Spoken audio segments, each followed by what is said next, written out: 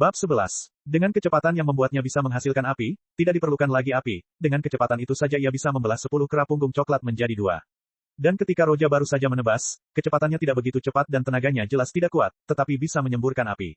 Jadi hanya ada satu kemungkinan. Pedang itu menghasilkan api. Ada banyak orang yang bisa menghasilkan sesuatu saat mereka menggunakan pedang. Seperti pedang bunga Vista milik bajak laut berjanggut putih yang bisa menghasilkan kelopak. Ilmu pedang Roja sangat kasar. Dia bukan ahli pedang. Jadi ini bukan kekuatan Roja. Ini jelas kekuatan dari pedang. Garp yang hendak berlari ke tempat Roja berada untuk menyelamatkannya berhenti dengan mulut terbuka lebar sehingga tinjunya bisa masuk. Dia tahu betul kekuatan Roja, tapi kapan bocah bau ini bisa mencapai tingkat seperti itu dalam ilmu pedangnya. Garp menatap dengan bodoh. Bahkan mantan Laksamana Z pun tak dapat menyembunyikan keterkejutannya. Ia baru pulih setelah beberapa saat. Pedang yang menghasilkan api. Ini tidak mungkin salah, ini satu-satunya kemungkinan, tapi ilmu pedangnya sangat kasar. Jelas bahwa dia masih pemula. Orang tua ini pernah mendengar tentang bakat seperti itu tetapi tidak pernah melihatnya sendiri. Tidak disangka dunia benar-benar memiliki seorang jenius seperti itu. Terlahir dengan kekuatan untuk menghasilkan api saat memegang pedang. Ini lebih dari sekadar seorang jenius. Terlahir untuk pedang. Bakat yang luar biasa bahkan bagi Z saat pertama kali melihatnya. Garp, ini Roja, kan? Ini benar-benar keponakanmu, kan? Z menoleh ke arah Garp dengan nada ragu. Garp juga sempat terkejut beberapa saat. Saat ia tersadar, ia mendengar pedang bunga Z menyeringai. Hahaha, Z kau tidak mau mengakuinya. Bukan itu, hanya saja sulit untuk mempercayainya. Z menggerutu dalam hati, siapa yang dapat mempercayai orang yang punya bakat seperti itu, siapa yang dapat percaya kalau seseorang terlahir dengan kemampuan ahli pedang. Terlebih lagi, tidak diragukan lagi bahwa ini adalah kekuatan untuk menghasilkan api dengan ilmu pedangnya seperti bagaimana Vista menghasilkan kelopak bunga. Saya tidak ingat apakah Oda menamai kekuatan ini di One Piece atau tidak. Dialog antara Garp dan Z bergema di ruang kontrol yang membuat semua orang di sana pulih dari keterkejutan. Bakat jenis ini hanya muncul dalam legenda tetapi kini ada di depan mereka. Monkey, D. Roja, wakil Laksamana Garp benar-benar orang yang tidak normal. Kurasa lautan akan mengenal legenda lain dengan kekuatan anak itu. Banyak marinir lain di sana yang tidak dapat menahan diri untuk memikirkan gagasan ini. Di hutan, kera punggung coklat itu terus berguling-guling di sekitar semak-semak yang kemudian terbakar dan berubah menjadi lautan api. Dan api masih menyebar. Lambat laun teriakan kera coklat itu mulai berhenti dan gerakan melawannya pun melambat dan akhirnya berhenti. Setelah itu Roja menatap lautan api dan mengayunkan pedangnya. Bersenandung, persis seperti api yang berkobar membakar segalanya. Semua api padam dengan pikiran dari Roja. Pedang api mati. Adegan ini membuat Z dan Garp serta semua orang lain di ruang kendali semakin yakin bahwa api itu dihasilkan oleh ilmu pedangnya. Benda yang dihasilkan oleh permainan pedang itu istimewa. Benda itu nyata tetapi juga tidak. Benda itu berada di antara kenyataan dan ilusi. Jadi benda yang dihasilkan oleh pedang itu dapat ditarik kembali sesuai keinginan pengguna. Saat itu Roja tidak tahu bahwa kekuatan yang ia perlihatkan disalahartikan sebagai kekuatan ilmu pedangnya. Tentu saja, tidak ada perbedaan besar antara itu dan kekuatan Roja. Namun bagi pendekar pedang biasa, kekuatan ini berasal dari pemahaman mereka terhadap pedang, sedangkan bagi pendekar pedang biasa, kekuatan ini berasal dari jiwanya. Setelah memadamkan api, Roja langsung menuju ke tubuh kera. Ketika dia sampai di sana, dia menemukan bahwa si kera masih memiliki vitalitas. Dia belum mati. Makhluk ini memang keras kepala. Dunia ini tidak hanya memiliki manusia dengan vitalitas yang kuat tetapi juga monster yang sama. Ini benar-benar tidak ilmiah. Benarkah garis bawah kekuatan sialanmu itu ilmiah? Namun, dia bukanlah seorang ilmuwan. Dia bukanlah Vega Pangsang Guru yang memimpin dunia selama 500 tahun di jalur teknologi. Menyaksikan kera yang sekarat Roja berbisik sambil memenggalnya. Kalau dipikir-pikir, kemampuanku menggunakan api seharusnya terlihat. Setelah memenggal kepala kera, Roja mengembalikan Hononosuke ke sarungnya dan mulai berjalan.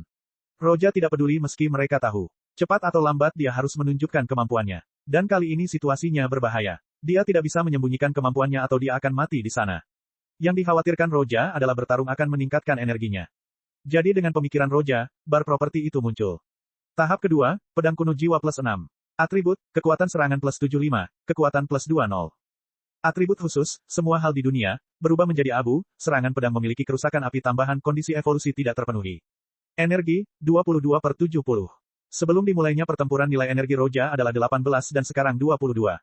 Dengan kata lain dalam pertarungan ini, energi Roja meningkat sebesar 4. Jika ingin meningkatkan 4 poin tersebut, Roja harus berlatih mati-matian selama setengah hari. Namun, ia baru mendapatkannya setelah pertarungan singkat ini.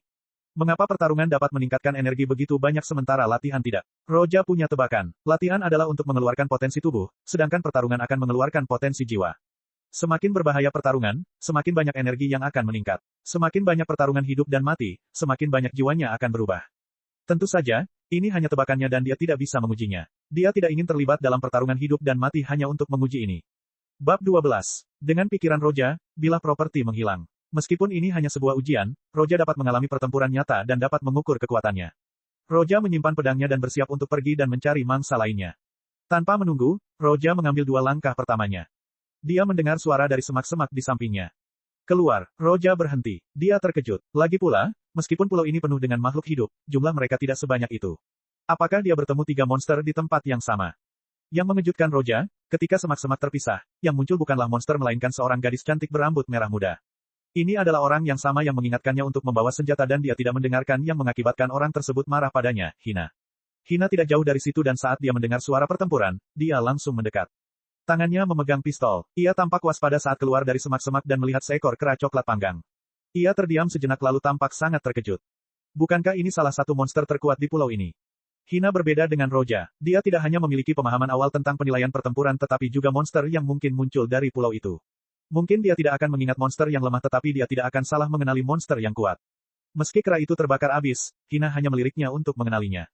Tidak diragukan lagi ini adalah salah satu monster terkuat di pulau ini. Dan monster sekuat itu terbakar abis. Dan melihat sekeliling area itu juga terbakar dengan api yang sama. Hina terkejut. Untuk waktu yang lama, Hina tetap diam. Karena dia fokus pada si kera punggung coklat, dia tidak memperhatikan Roja sampai dia pulih dari keterkejutannya. Ketika dia pulih, dia melihat Roja dan bertanya sambil menunjukkan keterkejutannya. Mengapa kamu di sini? Petik 2, petik 2. Roja memiliki garis-garis hitam dari apa yang dikatakan Hina. Dia berdiri di sana selama setengah hari dan baru sekarang dia memperhatikannya. Apakah kehadirannya benar-benar serendah itu?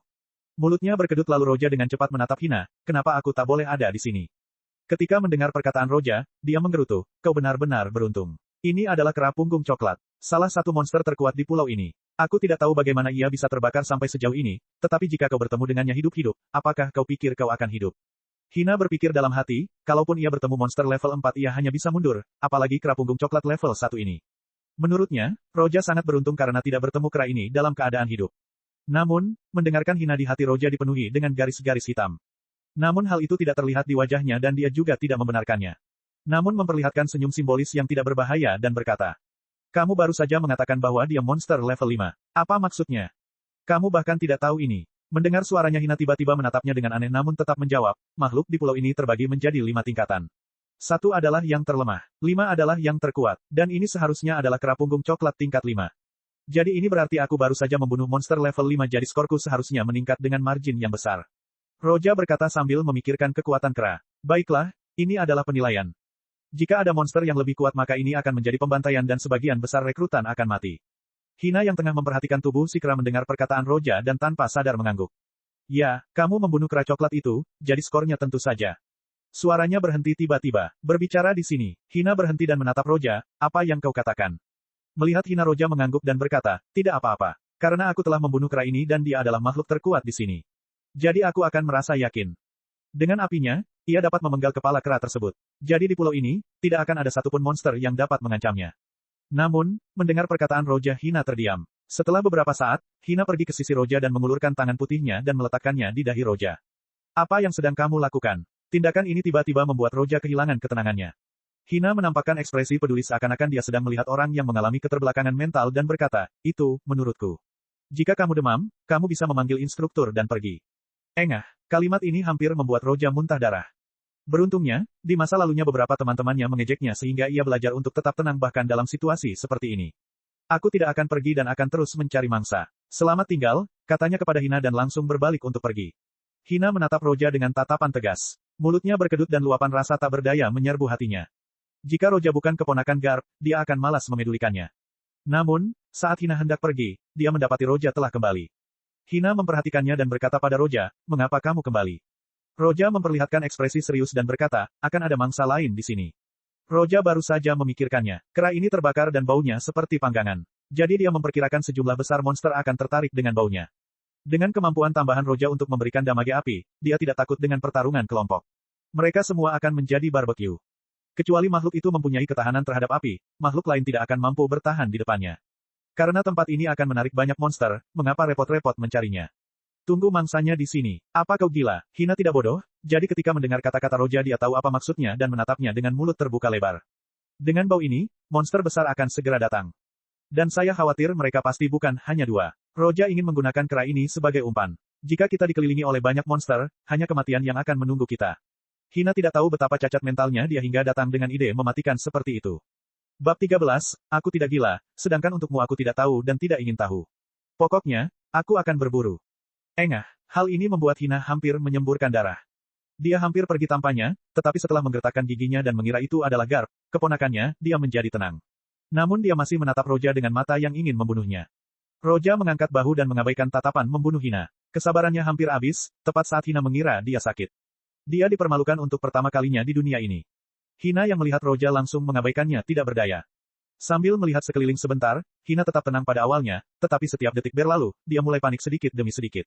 Karena, mereka menunggu dan tidak ada monster yang keluar. Semakin mereka menunggu, semakin panik dia. Dia merasakan bahaya dan berpikir bahwa monster akan segera keluar dari sekitar mereka. Mungkin karena jumlah monsternya banyak, mereka saling bertarung atau mereka takut dengan monster lain sehingga mereka belum datang.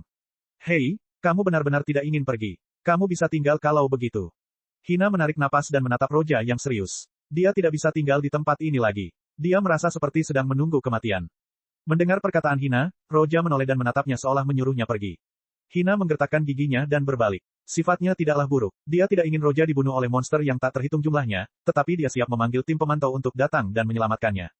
Roja ingin melakukan sesuatu yang konyol, bahkan sekarang tidak ada cara untuk menghentikannya. Mungkin semua perangkat pemantau telah dibakar. Setelah beberapa waktu, Hina bertekad untuk meninggalkan daerah ini. Namun, tanpa dia memasuki semak-semak, sebuah raungan berdarah tiba-tiba terdengar dari sana. Rasa krisis yang kuat menyerbu hatinya. Tanpa menoleh sedikit pun, Hina hanya berguling ke belakang secara naluriah. Menggigit FX. Saat Hina melihat ke arahnya, ada mulut besar yang menggigit sepotong pakaiannya. Sial, sudah terlambat. Hina menatap semak-semak, seekor serigala raksasa yang 3 atau 4 kali lebih besar dari serigala normal. Wajahnya menjadi sangat jelek. Monster level 4, serigala hijau raksasa. Tangannya memegang pistol beberapa saat. Tetapi dia tidak berani menembak karena dia tidak tahu apakah ini satu-satunya atau ada monster lain yang bersembunyi. Dia tidak takut pada serigala hijau raksasa level 4 tetapi dia khawatir monster lain akan keluar. Setelah tidak menggigit apapun, serigala hijau raksasa itu tidak langsung menyerbu ke arah Hina, tetapi hanya menatapnya dan pada saat yang sama bergerak sedikit ke arahnya. Serigala ini bijak, dari gigitannya saja ia tahu kalau lawannya bukanlah sesuatu yang bisa langsung dimakannya jadi ia tidak buru-buru menyerang tapi memberikan tekanan pada Hina. Dia menunggu Hina untuk membuka celah dan kemudian menyerang. Tekanan berat terus turun dan dahi Hina perlahan-lahan dipenuhi keringat. Jika ini adalah tempat lain, dia punya lebih dari 1000 cara untuk membunuh serigala ini. Bagaimanapun, dia adalah salah satu yang terbaik di kubu biasa dan sepenuhnya memenuhi syarat untuk memasuki kubu elit. Namun dalam situasi seperti ini, Hina tidak mau bertindak gegabah.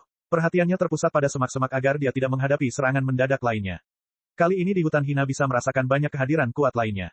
Setiap kehadiran mungkin merupakan monster yang kuat. Karena bau kera panggang, semua monster tidak saling bertarung tetapi mendekat dengan tenang. Daerah ini telah lama dikepung. Ini benar-benar mengerikan. Aku benar-benar akan mati karena si idiot itu. Dalam situasi ini, Hina bisa merasakan hatinya menjadi dingin. Sepasang tangan kecilnya perlahan mulai kehilangan suhunya. Saat ini Roja sedang menonton dengan tenang di samping. Tidak ingin mempermalukan Hina tapi dia dengan tenang mengamati hutan dan bayangan yang mengintai di dalamnya dan menyusun rencana untuk melawan mereka. Dia tidak memikirkan cara bertarung lagi. Baginya, tempat ini adalah medan yang menguntungkan. Dengan kemampuannya melepaskan api, dia bisa bertahan menghadapi monster apapun atau bahkan sekelompok monster, itu tidak membuat perbedaan apapun. Saat ini Roja berdiri di samping sambil memegang pedang di tangannya. Akhirnya, dia berdiri tegak, mulutnya menunjukkan sedikit senyum dan kegembiraan yang terpancar di matanya.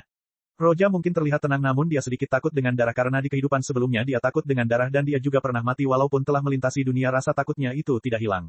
Ini dunia lain, mengapa saya harus takut? Dikelilingi oleh sejumlah besar monster, rasa takut itu berangsur-angsur menghilang dari hati Roja. Wajah Roja menunjukkan senyum gembira, satu tangan memegang Hononosuke dan tangan lainnya memegang sarungnya. Dia perlahan mengangkatnya ke dadanya dan menariknya perlahan. Pedang keluar dari sarungnya, FX. Saat berikutnya pedang itu terhunus. Hina yang tengah fokus pada serigala di depannya tiba-tiba mendengar suara itu dan tak dapat menahan diri untuk tidak teralihkan. Hampir pada saat dia teralihkan, serigala itu menyerbu dengan matanya yang memancarkan cahaya mematikan dan ingin menggorok lehernya. Waduh, Hina bereaksi dan bersiap menghindar. Namun dia melihat bayangan di atasnya dan menoleh. Dia melihat sosok Roja di atasnya. Hampir pada saat berikutnya, Hina terkejut melihatnya berada di sisinya seperti kilatan petir. Bab 14. Kali ini dia tidak tahu siapa yang berlari lebih dulu, serigala atau Roja, tetapi dia yakin tentang sesuatu. Roja jauh lebih cepat. Hononosuke membentuk lengkungan merah berdarah di udara. Seperti matahari terbenam, lengkungan itu indah tetapi juga mengandung sedikit aura pembunuh.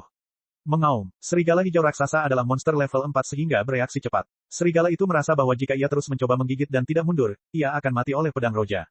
Jika ini serigala biasa, dia tidak akan punya jalan keluar. Tapi bagaimanapun juga, ini monster level 4, jadi wajar saja kalau mereka tidak sama. Namun meski begitu, ia tidak dapat menghindari serangan Roja sepenuhnya dan sebagian dagingnya terpotong dan seketika darah berhamburan ke udara. Darah merah membasahi tanah bagaikan bunga yang sedang mekar. Roja tidak menghentikan serangannya setelah serigala itu menghindari serangannya dan pada saat berikutnya mengayunkan pedangnya ke atas kepala serigala itu.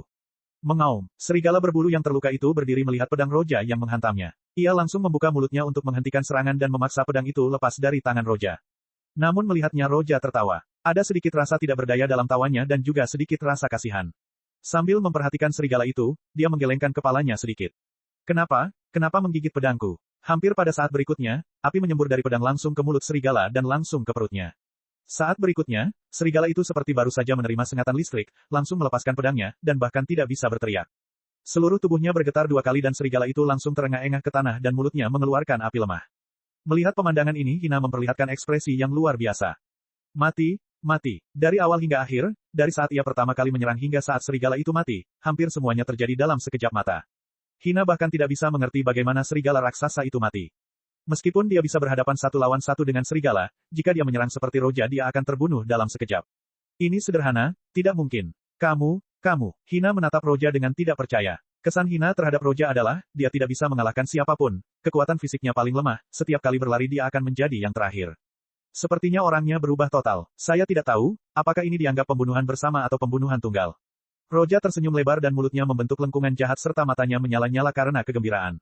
Hina masih menatap Roja dengan kaget dengan sepasang mata jernihnya. Menunjukkan betapa terkejutnya dia dengan kenyataan bahwa Roja baru saja membunuh serigala itu.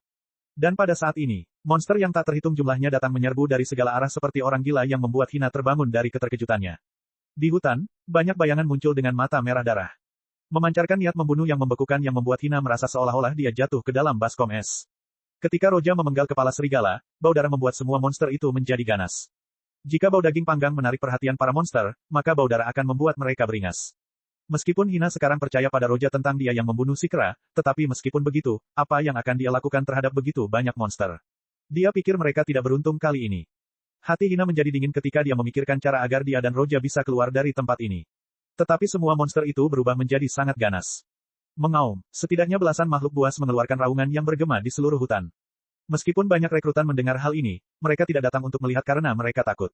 Bahkan jika penilaiannya adalah agar mereka membunuh monster, mereka tidak akan pergi ke tempat yang penuh dengan monster karena mereka tidak ingin mati sedini ini. Mereka mengira bahwa monster itu sedang berburu, bukan sebaliknya. Dalam sekejap mata, seluruh hutan berubah menjadi kekacauan. Monster-monster itu mulai bertarung satu sama lain untuk memperebutkan kera dan monster-monster lainnya melihat Hina dan Roja sebagai makanan. Para monster telah menghalangi segala arah sehingga Hina tiba-tiba menjadi pucat karena ketakutan. Sudah selesai, kata Hian dalam hatinya. Namun, yang berdiri di sampingnya Roja sama sekali tidak menampakkan sedikit pun kepanikan, malah mulutnya menampakkan sedikit senyum jahat. Pedang Roja di tangan kanannya saat dia membawanya ke kiri dan tiba-tiba melambai dari kiri ke kanan. Itu tidak tampak istimewa, itu tampak seperti lambaian pedang biasa. Tapi seberkas api yang tampak panas tiba-tiba meledak dari tempat pedang itu lewat. Aliran pedang, tork, bersenandung. Hononosuke milik Roja berubah menjadi merah akibat disambar api dari kiri ke kanan hingga menyatu membentuk lingkaran yang membungkus Roja dan Hina seperti cincin api. Nyala api ini agak lemah namun setelah menyambung dan membentuk cincin api, semburan api panas merambat ke daerah sekelilingnya dan menyebar hingga beberapa meter. Monster-monster yang menyerbu hampir semuanya terkena dinding api. Tiba-tiba terdengar suara deru kesakitan dari semua monster di sekitarnya. Kebanyakan monster yang tersentuh api berhenti sejenak lalu mulai berguling-guling di tanah kesakitan. Dan beberapa orang lainnya terus maju dan berlari ke dalam api dan mendapati Roja menunggu mereka dengan pedangnya dan mereka semua dipotong olehnya. Cincin api itu terus membentang sejauh 10 meter sementara apinya terus berkobar. Para monster yang melihat cincin itu banyak yang berhenti berkelahi dan menatapnya dengan ketakutan dan panik. Kebanyakan dari mereka takut pada api. Bab 15, pada saat ini Hina berdiri di dalam lingkaran dengan ketidakpercayaan tampak di wajahnya. Api, Roja bisa membuat api dengan pedangnya. Hina menatap Roja yang sedang memegang pedangnya dengan kagum. Roja dapat mengendalikan api. Hina tiba-tiba teringat pada kera level 1 yang terbakar. Sebelumnya dia menduga bahwa Roja datang ke sini setelah kera itu mati.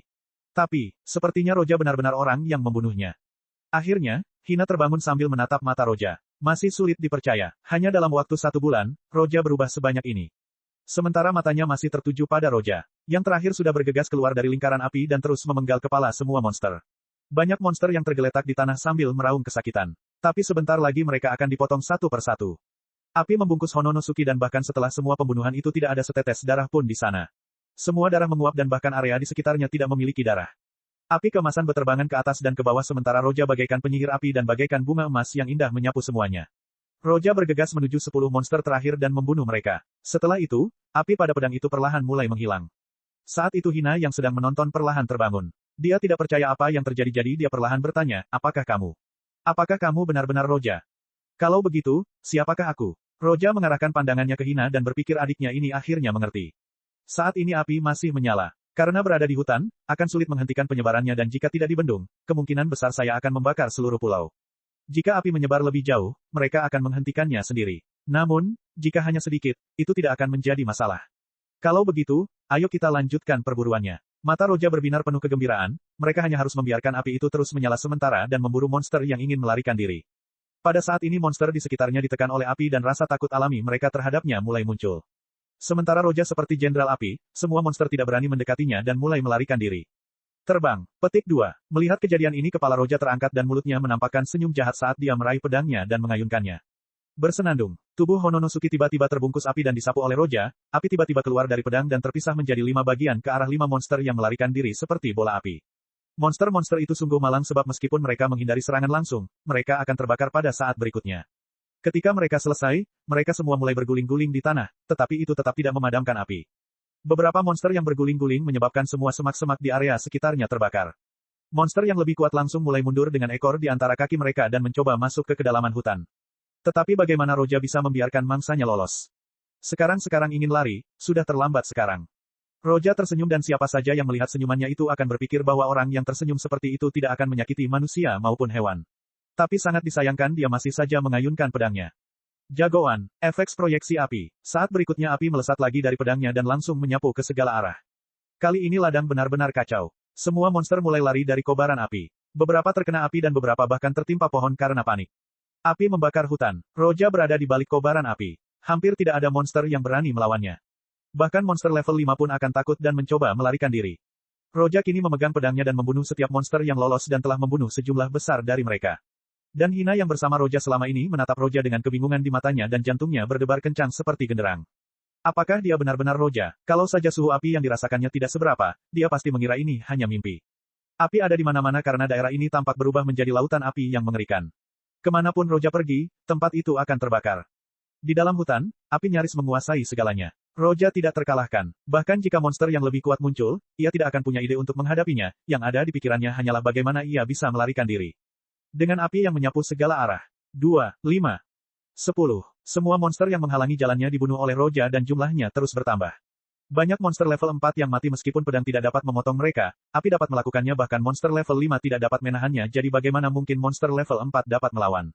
Di bawah pedangnya monster-monster itu dipenggal seperti tidak ada apa-apanya. Ini adalah pulau yang disiapkan oleh marinir untuk penilaian. Namun Roja akan mengubahnya menjadi abu.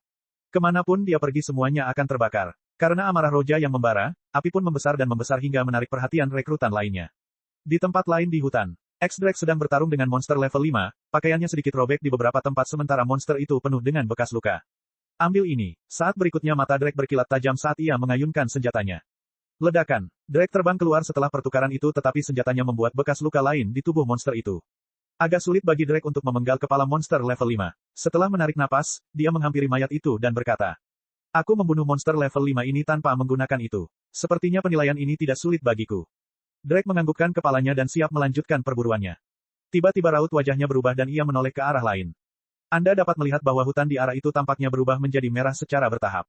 Apakah ini api? Mata Drake menunjukkan sedikit keterkejutan. Ketika melihat hutan yang terbakar dan tidak ada tanda-tanda akan padam, wajah Drake berangsur-angsur menjadi jelek. Sepertinya seluruh hutan akan ditelan api. Kebakaran yang sangat besar. Saya pikir ini bukan hanya masalah sederhana untuk dilawan dan mungkin juga memengaruhi penilaian, bagaimana hutan sebesar ini tiba-tiba terbakar. Bab 16, tempat lain di hutan. Beberapa orang bekerja sama untuk menyerang monster level 4. Setelah berjuang cukup lama, akhirnya mereka berhasil memenggalnya. Itu memang monster level 4, itu benar-benar berbahaya. Apakah kita masih bisa membunuh lebih banyak lagi? Satu orang dengan darah dan bekas luka mencoba tersenyum tetapi di saat berikutnya, keterkejutan tampak di wajahnya. Ketika yang lain melihat itu, mereka juga memiliki ekspresi aneh di wajah mereka dan berbalik untuk melihat apa yang ada di sana, hanya untuk melihat. Seluruh hutan di arah itu berubah menjadi merah. Apakah hutan ini terbakar? Beberapa rekrutan menunjukkan reaksi yang sama dan saling memandang dengan kaget. Apakah ini bagian dari ujian? Ini lelucon, kan? Tidak, itu seharusnya kecelakaan. Saya perkirakan para petinggi akan segera mencatatnya atau kita tidak bisa melanjutkan penilaian ini. Aneh sekali, bagaimana lampu itu menyala pada awalnya. Beberapa rekrutan ingin mencari tahu, tetapi mereka tidak berani pergi ke sana. Mereka tidak bodoh, jika mereka pergi, mereka pasti akan mati. Sebagian besar rekrutan itu menunjukkan reaksi yang sama, mereka semua berbalik ke arah berlawanan dari api dan pergi sambil takut akan kemungkinan api itu mengejar mereka. Api semakin membesar dan menyebar hingga semua rekrutan di pulau itu dapat melihatnya. Beberapa bahkan tidak dapat menahan rasa takut yang menyerbu hati mereka. Jika ini terus berlanjut, penilaian mungkin tidak dapat dilanjutkan. Para monster dan hewan di hutan semuanya mulai melarikan diri dari area itu, dan risiko untuk menghadapi monster kuat pun menjadi 2 kali lipat bagi para rekrutan itu. Jadi jika marinir menunggu api menyelimuti seluruh hutan maka rekrutan akan menerima banyak korban. Faktanya, di ruang pemantauan di kapal perang, marinir sedang mengalami sakit kepala. Awalnya, saat mereka melihat kekuatan Roja dalam mengeluarkan api, mereka terkejut, dan semakin dia menggunakannya, keterkejutan itu berubah menjadi syok. Dan kemudian ketika mereka melihatnya membakar seluruh hutan, keterkejutan itu berubah menjadi ketidakpercayaan. Api Roja dapat dilepaskan tanpa batas. Apakah ini lelucon? Apakah api ini benar-benar dihasilkan oleh pedang atau dia menggunakan kemampuan buah iblis? Melihat hutan hampir berubah menjadi abu mereka berpikir jika hal ini terus berlanjut maka ujian harus dihentikan secara paksa. Alasannya adalah karena salah satu rekrutan tersebut memiliki kekuasaan yang lebih besar daripada yang dapat ditangani oleh penilaian ini. Ini sungguh konyol. Untuk sementara, semua orang yang berada di ruang pemantauan merasa pusing. Mereka tidak tahu bagaimana menangani hal ini sesuai dengan alasan mereka harus menghentikan Roja. Namun penilaian tersebut tidak memiliki batasan dan mereka tidak mengatakan bahwa dia tidak dapat menghancurkan hutan. Sudah ada 5 peralatan pemantauan yang terbakar. Apakah ini penilaian pertempuran atau penilaian pembakaran? Pada saat ini seluruh marinir di sana menyaksikan Roja mengayunkan pedangnya dan api terus menyebar kemana-mana yang membuat mereka mengalami sakit kepala yang tak tertandingi. Penilaian ini telah diadakan berkali-kali sebelumnya tetapi situasi ini merupakan yang pertama. Dan sekarang mereka bahkan tidak dapat mengimbangi Roja dan tidak tahu berapa banyak poin yang telah diperolehnya. Saat ini Z tersenyum kecil dan berkata, Garp, kalau ini terus berlanjut lebih lama lagi, kau harus menghentikannya. Si bocah bau ini benar-benar tahu cara mengacaukan segalanya. Setelah melihat Roja membunuh selusin monster, Garp kembali ke tempat duduknya sambil memakan kerupuk nasinya. Z memiliki garis-garis hitam di kepalanya. Kalau dipikir-pikir, Garp selalu membuat kekacauan dan putranya membuat kekacauan yang lebih besar saat ia membentuk pasukan revolusioner. Adapun keponakannya, dia sudah membuat kekacauan di sini. Saya khawatir jika dia bergabung dengan marinir, masa depannya akan penuh masalah. Dan hampir ketika Z siap menghentikan Roja sehingga pengujian dapat dilanjutkan, Roja menghentikan pembunuhan massalnya dan api berhenti meluas. Di bawah kendali Roja, api yang menutupi 1/10 pulau mulai melemah dan padam secara bertahap. Dengan adanya kejadian ini seluruh marinir di kapal perang merasa lega. Pada saat yang sama, mereka saling memandang. Roja berada di kubu biasa. Apakah ini lelucon? Dia hampir menghancurkan 1 batalion tempur dalam penilaian dan membuat semua petinggi di sini sakit kepala. Dan monster seperti itu masih ada di kubu orang biasa. Ini hanya lelucon. Bakat seperti ini seharusnya sudah ada di kubu elit. Di lautan api. Api itu tiba-tiba terbelah seolah bertemu dengan Raja Api. Roja memegang Hononosuke miliknya. Ia memegang dagunya dengan tangan satunya dan berkata dalam hati, kurasa saat ini mereka yang menonton sudah tidak tahan lagi dan hendak ikut campur. Sambil berpikir di sini mulut Roja membentuk senyum sementara api melilit pedang itu dia menyentuhnya dengan jari telunjuk dan jari tengahnya dengan lembut. Kesunyian, api perlahan mulai menghilang, dan api di sekitar pedang itu pun berangsur-angsur menghilang. Seluruh lautan api di belakang Roja tiba-tiba sedikit mereda lalu perlahan-lahan seluruh api mulai padam. Akhirnya semua api itu padam seakan-akan telah membakar semuanya dan tidak ada yang masih dapat terbakar. Setelah itu, yang terlihat hanya tanah hangus, bahkan tidak ada setitik pun warna hijau. Apinya, padam. Di belakang Roja Hina yang menyaksikan kejadian ini tak dapat menahan diri untuk bergumam sambil terkejut. Hina berada di belakang Roja sepanjang waktu. Karena sejak awal Roja membuat lingkaran api di sekitar mereka berdua sehingga dia tidak bisa keluar bahkan jika dia mau. Roja tidak keberatan Hina mengikutinya. Lagi pula, dia tidak hanya mengikuti dari belakang sambil menyerang dari waktu ke waktu. Dia menggunakan senjata api sehingga jangkauannya lebih luas daripada Roja. Bahkan jika Roja bisa membuat api berterbangan, api itu tidak akan terbang sejauh itu. Saat ini, bahkan Roja terkejut ketika api menutupi segalanya. Dia ingin tahu seberapa besar kerusakan yang dia duga akan separah ini. Tak lama kemudian dia tersadar dan mengabaikan Hina yang terkejut. Dengan satu pikiran, bar properti muncul di depannya. Tahap kedua, pedang kuno jiwa plus 6. Atribut, kekuatan serangan plus 75, kekuatan plus 20. Atribut khusus, semua hal di dunia ini, berubah menjadi abu, serangan pedang memiliki kerusakan api tambahan kondisi untuk evolusi tidak terpenuhi. Energi, 70/70.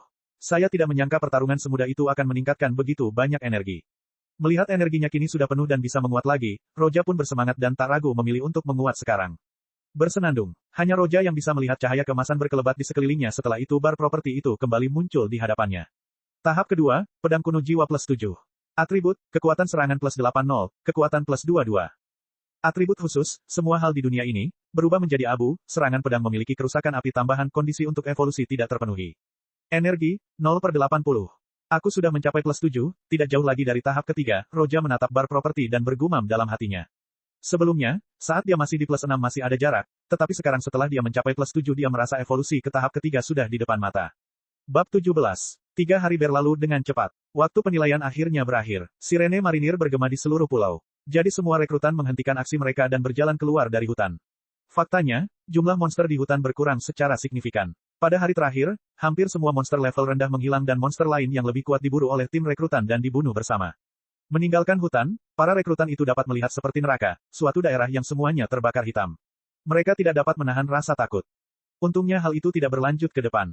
Kebakaran itu memang menakutkan, tapi bagaimana bisa terjadi pada awalnya? Siapa tahu, para rekrutan melihat area yang terbakar dan berbicara sambil lewat. Padahal, meskipun tidak ada seorang pun yang terlibat dalam kebakaran itu, hal itu tetap membuat kesulitan penilaian bertambah pesat karena semua monster takut pada api dan mereka berusaha melarikan diri darinya. Jadi mereka seperti gelombang monster di mana-mana. Saat ini di luar hutan, Roja adalah orang pertama yang keluar dari hutan. Hari kedua ia sesekali memburu beberapa monster dan hari ketiga ia hampir tidak dapat menemukan satu pun, jadi ia datang lebih awal ke tepi hutan sambil menunggu. Hina tidak bersama Roja saat dia pergi saat Roja memadamkan api. Karakternya kuat dan dia tidak suka bergantung pada orang lain. Di luar hutan, Garp sudah menunggu di sana lebih awal. Ketika dia melihat Roja keluar, Garp langsung menghampirinya dan memegang bahunya sambil menyeringai, "Berat, kau benar-benar membuat kekacauan di sana, tapi, kerja bagus." Meskipun Roja membuat kekacauan besar dan mempengaruhi seluruh hutan, Garp sendiri tidak mempermasalahkannya. Dia tidak ingin terikat oleh aturan. Roja kuat dan bahkan mengingatkannya pada masa-masa awalnya. Sambil dikelilingi banyak instruktur yang memandang Roja dengan pandangan berbeda. Terlahir untuk menghunus pedang dan dapat menghasilkan api dengannya, jadi selama Roja berlatih sedikit dia akan melampaui mereka dalam waktu singkat dan kemungkinan besar akan menjadi wakil laksamana. Jadi sikap mereka terhadap Roja berubah 180 derajat. Garp memukul punggung Roja dan Roja bisa merasakan jantungnya ingin keluar. Mulut Roja berkedut dan menatap Garp tanpa daya. Itu menyakitkan. Hahaha. Garp tampak malu. Namun, ia sudah lama terbiasa dengan cara bicara Roja. Garp mengangkat tangannya dan meletakkannya di bahu Roja, lalu terus tertawa datar. Roja mendesah tak berdaya. Secara bertahap para rekrutan mulai keluar dari hutan. Sebagian besar orang pakaiannya robek. Pulau ini dibuat khusus untuk penilaian para rekrutan dan di sana juga ada tim penyelamat tetapi tidak semua orang dapat kembali ke sini. Bagaimanapun juga ini hutan, tersesat atau mati itu hal biasa. Tapi dengan adanya alat pemantau, mereka yang tersesat bisa ditemukan kembali.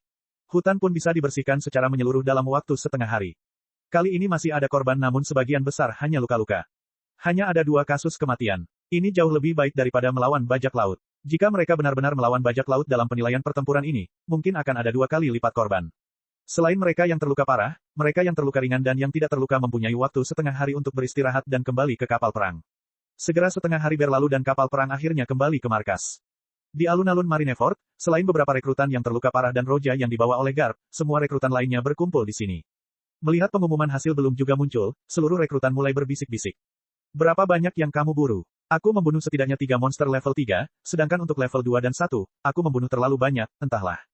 Saya memburu monster level 4. Rekrutan lain berkata dengan nada meremehkan karena setiap level antar monster berarti kekuatannya berkali-kali lipat lebih kuat dan skornya pun berkali-kali lipat pula. Kalimat ini membuat banyak rekrutan di sekitarnya terkejut dan banyak yang menampakkan jejak rasa iri karena mereka tidak bertemu monster level 2 dan kalaupun bertemu mereka hanya bisa melarikan diri. "Hei, menurutmu siapa yang akan datang lebih dulu?" "Itu pasti Drake. Kudengar dia membunuh monster level 5. Mendengar hal ini, sebagian besar rekrutan menjadi dingin. Drake terlalu kuat. Bahkan di kubu elit, dalam situasi 1 lawan 1 melawan monster level 5, menang bukanlah hal yang mutlak. Dan Drake dapat membunuh monster level 1 sendirian, kekuatannya jelas lebih tinggi dari yang lain. Dia benar-benar masuk ke kubu elit. Banyak orang memandang Drake dan tidak dapat menahan diri untuk tidak menunjukkan ekspresi kagum. Dan pada saat itu terdengar suara langkah kaki sehingga semua rekrutan menjadi tenang dan semuanya mendongak. "Nilai sudah dihitung, hasil penilaian Anda yang sebenarnya akan dipublikasikan sekarang." Dipimpin oleh Laksamana Muda Marinir dan marinir di belakangnya akan menutup tirai, sementara siput telepon proyeksi akan memproyeksikan hasilnya. Semua rekrutan menatap tajam ke arah tirai untuk melihat nama mereka sendiri dan melihat prestasi mereka. Beberapa orang merasa lega dan beberapa tidak mau melihat. Dan setelah melihat hasil mereka sendiri para rekrutan mulai mencari dan mereka masih belum menemukan nama yang ingin mereka cari. Para rekrutan itu terkejut ketika tiba-tiba sebuah suara datang. "Saya akan membacakan 10 nama rekrutan teratas."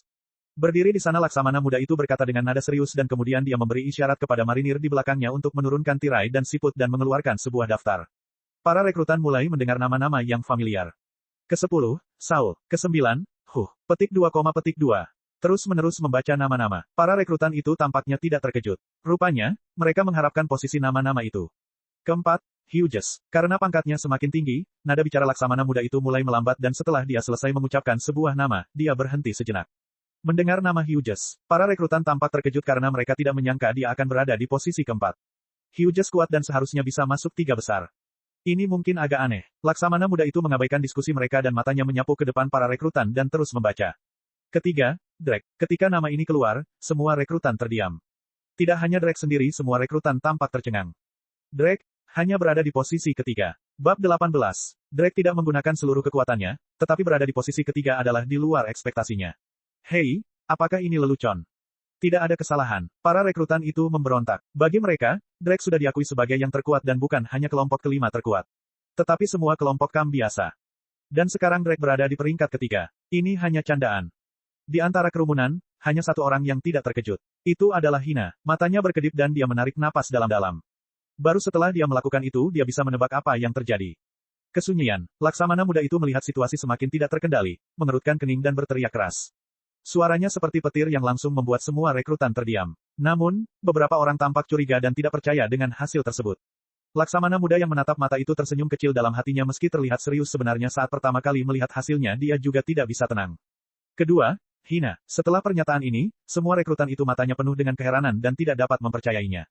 Hina mendapat nilai lebih tinggi dari Drake. Meskipun Hina kuat, lebih kuat dari Drake. Ini tidak mungkin, kan? Banyak rekrutan yang memiliki ekspresi luar biasa di wajah mereka. Namun di grup kelima selain Drake ada juga Hina dan perolehan skornya lebih banyak dari Drake masih menjadi kemungkinan.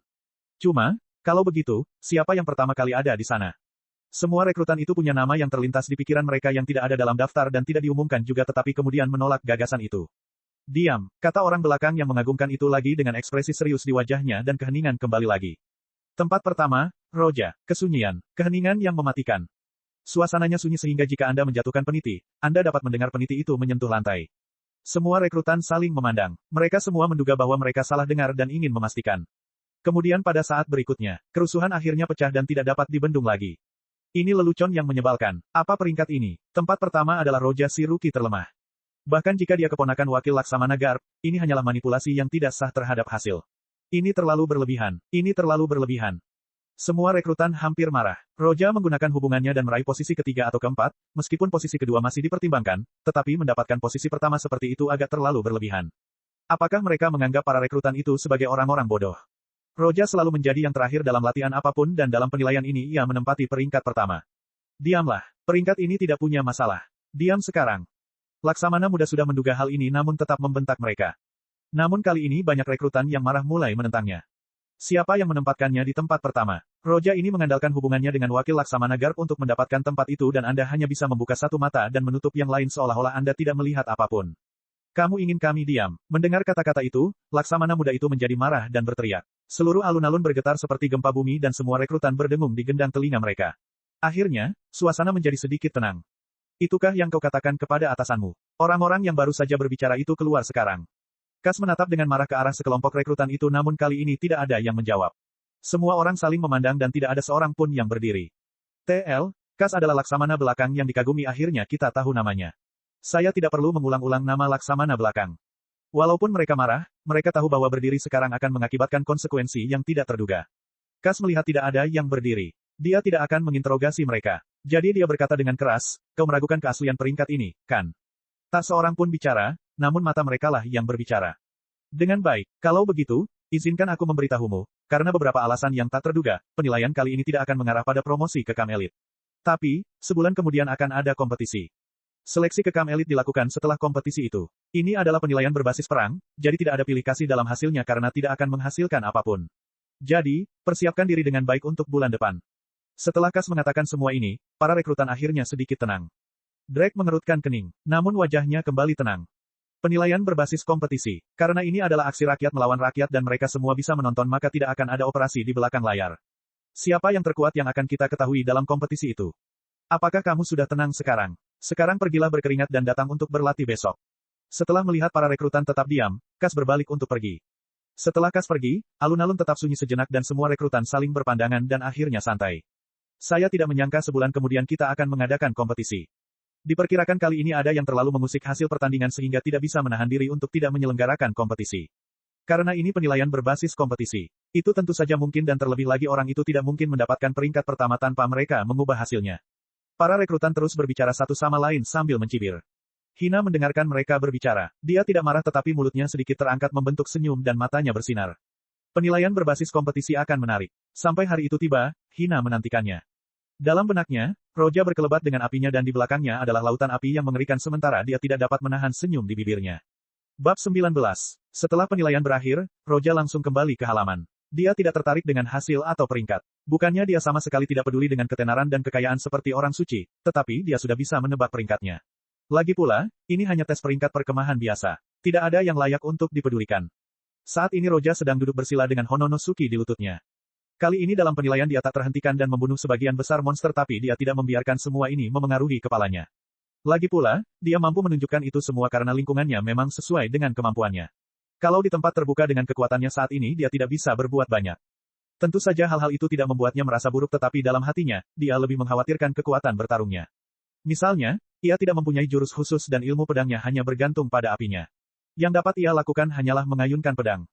Bajak laut biasa tidak masalah tapi jika dia menghadapi bajak laut yang kuat dia akan dengan mudah menghindari api itu. Gerakan khusus sangatlah penting. Kekuatanku saat ini berada di dalam api dan aku hanya memiliki dua teknik, Roja mengingat penilaiannya dan menyimpulkan. Membuat ayunan paling dasar yang akan menghasilkan api. Pedang api, obor. Jurus ini merupakan jurus setengah menyerang dan setengah bertahan. Jurus ini akan menghasilkan api di sekelilingnya dan menghalangi musuh untuk melarikan diri atau menyerang. Penjelasan sederhananya adalah kremasi memiliki kerusakan yang tinggi namun mudah dihindari dan obor memiliki kemampuan yang kuat untuk memblokir tetapi kerusakannya tidak begitu kuat sehingga keduanya memiliki kelebihan dan kekurangan. Dan gerakan lainnya dapat dilihat sebagai perluasan dari kedua gerakan tersebut seperti bom api dan seterusnya. Selain kedua teknik yang menggunakan kemampuan apinya, tidak ada teknik lain karena dia benar-benar pemula dalam menggunakan pedang. Ini adalah lingkungan hutan. Aku memanfaatkannya dan membunuh monster sebanyak yang kutemukan. Namun, teknik bertarung tetaplah suatu keharusan dan aku harus mempelajarinya dengan cepat. Bulan pelatihan itu digunakan untuk meningkatkan kekuatan fisiknya dan Garp tidak menunjukkan teknik bertarung apapun kepadanya. Akan tetapi kini ia tidak perlu lagi menghabiskan seluruh waktunya untuk latihan fisik, melainkan dapat mengasah kemampuan bertarung dan ilmu pedangnya. Tetapi kemudian sebuah pikiran muncul dalam benaknya dan dia menjadi tidak berdaya. Jika aku perlu berlatih, maka aku harus bertarung melawan seseorang dan orang itu adalah Garp. Tapi, dia mungkin tidak bisa mengendalikan kekuatannya. Semakin ia memikirkannya, semakin banyak garis hitam muncul di kepalanya. Memikirkan, Roja mencoba memikirkan cara agar dia terhindar dari penyiksaan itu dan tiba-tiba kamarnya terbuka. Garp, tolong jangan masuk tanpa mengetuk pintu. Roja memandang Garp yang baru saja masuk tanpa mengetuk dengan garis hitam muncul di atas kepalanya. Sebaiknya dipelajari sedini mungkin. Hatinya tak berdaya, Roja memandang Garp dan bertanya, ada apa? Apa yang begitu penting? Garp menyilangkan tangannya di dada dan berkata, karena aku ingin memberimu kejutan. Petik 2, petik 2. Roja hampir terjatuh. Untungnya, dia terbiasa dengan cara Garp melakukan sesuatu. Karena skormu keterlaluan dan tindakanmu memengaruhi seluruh hasil penilaian dan hal-hal lainnya. Jadi mereka tidak akan menilai semua rekrutan berdasarkan penilaian ini sehingga tidak akan ada yang masuk ke kam elit setelah penilaian ini. Garp yang berdiri di depan Roja melanjutkan berkata, jadi sebulan kemudian penilaian berbasis kompetisi akan diadakan. Roja sudah menjadi murid Z karena dia keponakan Garp jadi dia tidak terlalu peduli dengan seleksi elit. Setelah mengatakan hal itu, Garp tiba-tiba menjambak rambutnya sendiri seolah lupa menyebutkan sesuatu. Apa, ada yang lain lagi? Adapun Garp, dia tiba-tiba memasukkan tangannya ke saku dan memberikan sebuah buku kepada Roja. Ini untukmu. Roja mendengarkan cukup lama karena dia tidak peduli dengan penilaian atau seleksi, jadi dia hampir kehilangan minat. Tiba-tiba Garp melemparkan sebuah buku ke arahnya. Matanya bersinar terang. Roja segera menangkap buku itu. Garp melihat Roja bergegas menangkap buku itu jadi dia tersenyum dan berbalik meninggalkan kamar Roja. Roja mengambil buku yang tidak diketahui ini. Ia berpikir tentang Garp yang mengatakan bahwa ia akan memberinya kejutan. Mungkinkah buku ini adalah kejutannya? Ini benar-benar sebuah kejutan. Buku ini disusun setelah melihat semua buku terkait pedang di Demerin dan mengungkap esensi permainan pedang. Buku semacam ini kemungkinan besar adalah buku rahasia dari koleksi para marinir dan bahkan pendekar pedang yang kuat pun tidak akan dapat memahaminya dan melihat informasi di dalamnya itu hanya sebagian saja. Garp sendiri tidak mahir menggunakan pedang tetapi itu tidak berarti dia tidak bisa mengajarkannya, dan dengan posisinya di marinir, dia bisa mengakses semua jenis informasi. Dan informasi inilah yang dibutuhkan Roja saat ini. Bagi Roja, semakin cepat dia menjadi lebih kuat dan menggunakan lebih banyak kekuatan dari api, semakin baik dan dia akan menjadi lebih kuat dalam permainan pedang lebih cepat karena dia mendapatkan pedang jiwa. Buku ini adalah intisari dari pedang, meskipun ini merupakan ringkasan, masih ada banyak hal yang lebih hebat yang belum dapat ia gunakan. Roja langsung melewatkan apa yang dia ketahui dan langsung ke bagian di mana kebutuhannya berada. Roja sekarang hanya dapat dianggap sebagai pendekar pedang biasa meskipun ada tambahan kerusakan api, tetapi masih belum bisa disebut sebagai ahli pedang sungguhan. Buku itu menunjukkan perbedaan antara seorang pendekar pedang dan ahli pedang. Ahli pedang adalah suatu wilayah sekaligus suatu kondisi pikiran. Pendekar pedang biasa yang ingin menjadi pendekar pedang harus memahami keadaan, irama segalanya, yang merupakan keadaan paling dasar bagi seorang pendekar pedang.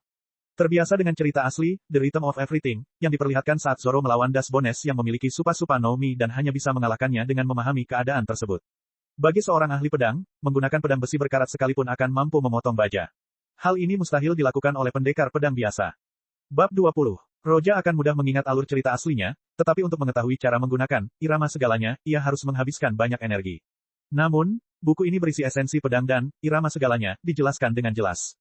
Kata ritme segalanya terdengar sangat rumit tetapi jika kita menggunakan kata lain untuk menggambarkan keadaan ini dan membuatnya sederhana yaitu fokus. Ya, itu hal yang sangat sederhana. Namun meskipun kedengarannya sederhana, tetap saja sangat sulit untuk dipelajari. Bagi orang awam, berkonsentrasi penuh tanpa gangguan apapun dan berfokus pada satu objek saja akan sulit. Tetapi ketika mereka bisa melakukannya maka itu akan melahirkan perasaan yang sangat berbeda. Inilah yang disebut ritme segalanya. Dalam kondisi fokus penuh pada pedang dan fokus penuh pada objek yang akan dipotong akan memperlihatkan kekuatan yang berbeda dari serangan yang sama. Roja menatap pedang itu sambil mengingat kata-kata dari buku itu. Buku ini disusun dari semua buku di pangkalan data kelautan, pasti banyak orang yang membaca dan merasa mudah memahaminya. Namun memahaminya adalah satu hal dan melaksanakannya adalah hal lain karena sulit berkonsentrasi tanpa terganggu oleh apapun. Banyak pendekar pedang setelah bertahun-tahun atau bahkan puluhan tahun berlatih terus-menerus, akhirnya bisa mencapai kondisi ini. Keadaan ini akan cukup untuk memblokir jalan para pendekar pedang yang tak terhitung jumlahnya. Fokus. Roja memandang isi buku itu dan mencoba membacanya lagi lalu menutup matanya beberapa saat kemudian meletakkan buku itu di samping. Secara umum, kebanyakan pendekar pedang perlu terus mengayunkan pedang berkali-kali hingga mereka dapat berkonsentrasi tanpa gangguan apapun. Tetapi Roja merasa hal itu tidak perlu dilakukan. Hati yang tak terganggu. Roja memejamkan matanya dan bergumam dalam hatinya dan mulai mengatur pernafasan dan pikirannya. Roja berbeda dengan orang-orang biasa, dia mati satu kali dan datang ke dunia ini dan jiwanya dapat dikatakan berada pada level yang berbeda dengan jiwa-jiwa biasa. Dan dengan kekuatan ini, dia dapat mencapai kondisi itu dengan sangat cepat dan dapat mengendalikan pikirannya dengan kuat. Pada awalnya, Roja memaksakan jalan pikirannya tetapi masih menemui banyak kesulitan karena banyak sekali ide yang terus bermunculan di benaknya dan terus mengganggunya. Namun Roja sedikit demi sedikit membuat ide tersebut menghilang. Lambat laun dia tidak tahu kapan itu dimulai tetapi hatinya mulai terfokus. Dalam keheningan, Roja membuka matanya. Sepasang mata yang jernih terlihat. Bahkan tidak ada sedikit pun tanda-tanda gangguan. Segala sesuatu antara langit dan bumi sunyi, satu-satunya yang dapat didengarnya hanyalah detak jantungnya sendiri. Ini adalah keadaan yang sangat aneh. Ini bukanlah keadaan linglung karena dia dapat dengan jelas mengamati keadaan sekelilingnya karena dia sepenuhnya sadar akan apa yang dia lakukan tetapi tidak ada pikiran rumit yang terlintas di benaknya. Inikah hati yang tanpa gangguan, keadaan yang benar-benar kosong. Setelah memasuki keadaan ini hati Roja dipenuhi dengan keheranan namun dia segera tenang. Ini bukan keadaan, fokus, yang normal tetapi keadaan halus yang diperluas dari yang lain.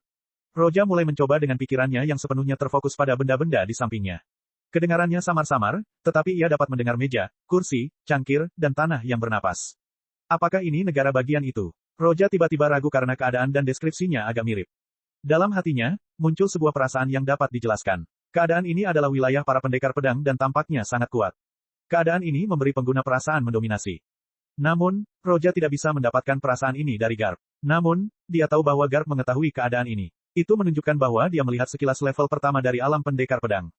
Fokus. Mata Roja menatap pedangnya. Dia dengan lembut menarik Hononosuke lalu mengambil selembar kertas dan melemparkannya ke udara.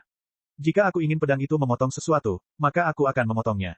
Jika aku tidak ingin pedang itu memotong sesuatu, maka pedang itu tidak akan memotongnya, cobalah.